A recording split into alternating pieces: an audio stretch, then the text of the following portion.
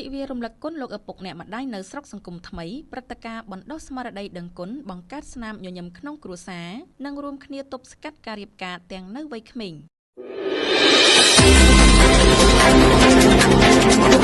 បរិយាកាសពេញដោយស្នាមញញឹមក្តីរំភើបនិងភាពកក់ក្ដៅជាទីបំផុតបានស្ដែងឡើងនៅក្នុងទិវារំលឹកគុណលោកឪពុកអ្នកម្ដាយដែលបានរៀបចំឡើងនារសៀលថ្ងៃទី18ខែសីហាឆ្នាំ2026នេះនាអនុវិទ្យាល័យសង្គមថ្មីស្រុកសង្គមថ្មីខេត្តព្រះវិហារដើម្បីដាស់តឿនចិត្តគំនិតយុវសិស្សឲ្យស្គាល់ពីតម្លៃនៃការដឹងគុណចំពោះព្រះរស់នៅក្នុងផ្ទះនិងរួមគ្នាលុបបំបាត់ការរៀបការក្នុងវ័យក្មេងនៅក្នុងសហគមន៍លោកលឹមសារ៉េតតំណាងអង្គការអត្រាកម្ពុជាបានរំលេចពីគោលបំណងដ៏មានអត្ថន័យនៃទិវានេះដោយផ្ដោតសំខាន់លើការលើកដំកើងគុណូបការៈដ៏ធំធេងរបស់មាតាបិតានិងការបង្កើតចំណងមនោសញ្ចេតនាស្អិតរមួតរវាងគ្រួសារនិងសាលារៀនលោកបានបន្តថាតាមរយៈការសម្ដែងសិល្បៈចម្រៀងនិងការឆ្លើយសំណួរអប់រំចិត្តគំនិតកម្មវិធីនេះបានធ្វើឲ្យយុវសិស្សនិងអាណាព្យាបាលបានរួមគ្នាដកស្រង់បទពិសោធន៍ល្អៗបង្កើតបរិយាកាសពោរពេញដោយស្នាមញញឹមក្តីរំភើបនិងភាពកក់ក្ដៅជាទីបំផុតបន្ថែមពីនេះទិវារំលឹកគុណលោកឪពុកអ្នកម្ដាយក៏បានបញ្ជ្រាបនៅការអប់រំដាស់តឿនក្នុងការទប់ស្កាត់ការរៀបអាពាហ៍ពិពាហ៍ទាំងនៅក្នុងវ័យក្មេង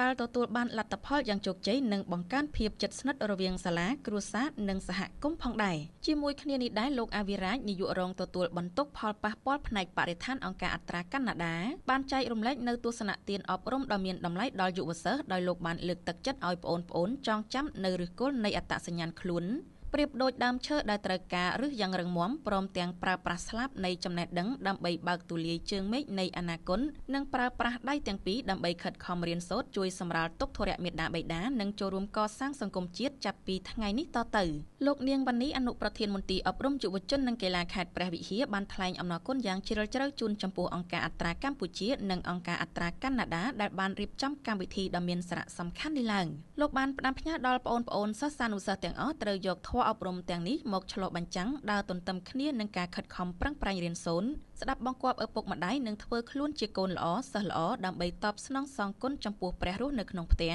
ព្រមទាំងអភិវឌ្ឍខ្លួនឲ្យក្លាយជាទំពាំងស្នងឫស្សីដ៏មានគុណភាពសម្រាប់ចូលរួមអភិវឌ្ឍសង្គមជាតិនាពេលអនាគតសូមបញ្ជាក់ថាព្រឹត្តិការណ៍ដ៏មានអត្ថន័យនេះត្រូវបានរៀបចំឡើងដោយគម្រោងយើងរួមគ្នានៃអង្គការអត្រាកម្ពុជាសហការជាមួយមន្ទីរអប់រំយុវជននិងកីឡាខេត្តព្រះវិហារក្រោមការឧបត្ថម្ភគាំទ្រពីមូលនិធិសកលកាណាដានិងអង្គការអត្រាកាណាដាដោយមានការអញ្ជើញចូលរួមពីលោកស្រីសំសុខុមមេឃុំចម្រើនព្រមទាំងមន្ត្រីរាជការគណៈគ្រប់គ្រងសាលាលោកគ្រូអ្នកគ្រូមាតាបិតានិងសិស្សានុសិស្សយ៉ាងច្រើនកុះករ